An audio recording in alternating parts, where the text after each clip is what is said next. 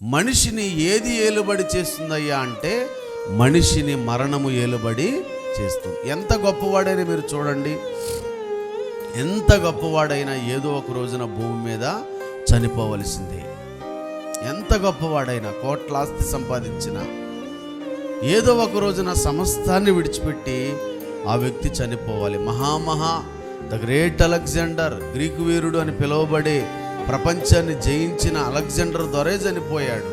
34 సంవత్సరాలకు చిన్న దోమ కుట్టి మలేరియా జ్వరంతో చనిపోయాడు.